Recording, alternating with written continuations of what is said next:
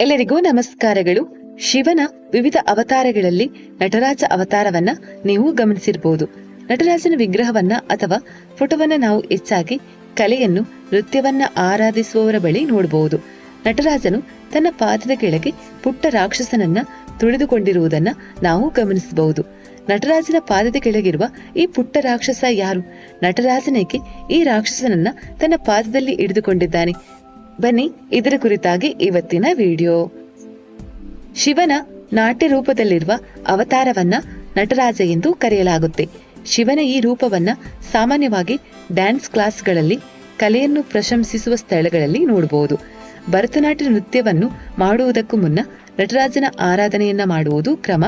ನಟರಾಜನ ಪೂಜೆಯು ನಮಗೆ ನೃತ್ಯದಲ್ಲಿ ಶಕ್ತಿಯನ್ನ, ದೈವಿಕ ಆಶೀರ್ವಾದವನ್ನ ತರುತ್ತೆ. ಶಿವನು ತನ್ನ ನಟರಾಜ ಅವತಾರದಲ್ಲಿ ತನ್ನ ಒಂದು ಕಾಲಿನ ಕೆಳಗೆ ರಾಕ್ಷಸನನ್ನ ತುಳಿದುಕೊಂಡು ನೃತ್ಯ ಮಾಡುತ್ತಿರುವುದನ್ನ ನಾವು ಗಮನಿಸಬಹುದು. ಈ ರಾಕ್ಷಸನು ಅಜ್ಞಾನವನ್ನ ಮತ್ತು ಮರೆವನ್ನ ಪ್ರತಿನಿಧಿಸುತ್ತಾನೆ. ಹಾಗಾದ್ರೆ ಶಿವನು ಈ ರಾಕ್ಷಸನನ್ನ ತನ್ನ ಕಾಲಿನ ಕೆಳಗೆ ಯಾಕೆ ಹಾಕಿಕೊಂಡಿದ್ದಾನೆ? ಉತ್ತರ ಇಲ್ಲಿದೆ.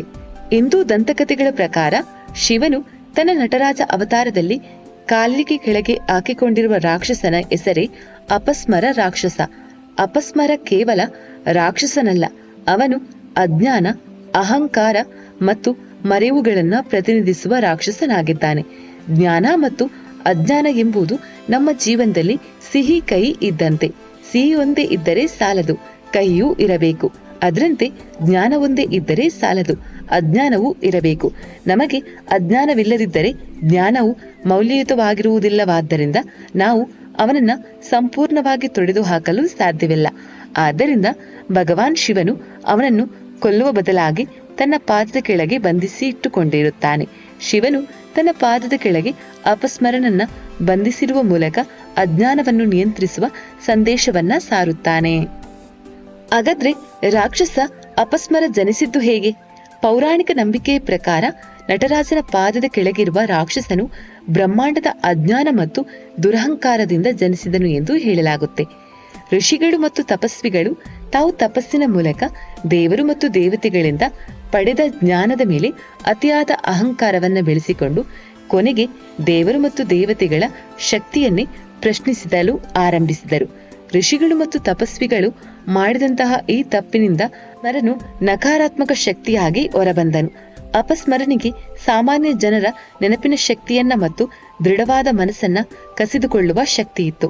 ಅಪಸ್ಮರಣ ಕೆಟ್ಟ ವರ್ತನೆಗಳಿಗೆ ಕಡಿವಾಣವನ್ನು ಹಾಕುವುದಕ್ಕಾಗಿ ಶಿವನು ನಟರಾಜನಾಗಿ ಅಪಸ್ಮರಣ ಮೇಲೆ ನೃತ್ಯ ಮಾಡತೊಡಗಿದನು. ಆದ್ರೆ ಶಿವನು ಅಪಸ್ಮರನನ್ನು ಯಾಕೆ ಕೊಲ್ಲಲಿಲ್ಲ? ಅಪಸ್ಮರನು ಅಜ್ಞಾನದ ರೂಪವಾದರೂ, ಅಜ್ಞಾನದ ಮೂಲವಾದರೂ ಶಿವನು ಅವನನ್ನ ಕೊಲ್ಲಲಿಲ್ಲ. ಶಿವನಿಗೆ ಅವನನ್ನ ಕೊಲ್ಲಲು ಸಾಧ್ಯವಿಲ್ಲ ಎಂದಲ್ಲ, ಆದ್ರೆ ಶಿವನಿಗೆ ಸೃಷ್ಟಿಯನ್ನ ಸಮತೋಲನದಲ್ಲಿಡುವುದು ತುಂಬಾನೇ ಮುಖ್ಯವಾಗಿತ್ತು. ಹಾಗಾಗಿ ಅವನು ಜ್ಞಾನದಂತೆ ಅಜ್ಞಾನವನ್ನು ಹಾಗೆ ಇಟ್ಟುಕೊಂಡನು. ಅವನು ಅಜ್ಞಾನವನ್ನು ನಾಶ ಮಾಡುವ ಬದಲು ನಿಯಂತ್ರಣದಲ್ಲಿಟ್ಟುಕೊಳ್ಳಲು ಮುಂದಾದನು. ಜ್ಞಾನವು ಮೌಲ್ಯಯುತವಾಗಿರಬೇಕಾದ್ರೆ ಅಜ್ಞಾನದ ಅಗತ್ಯ ಇದೆ.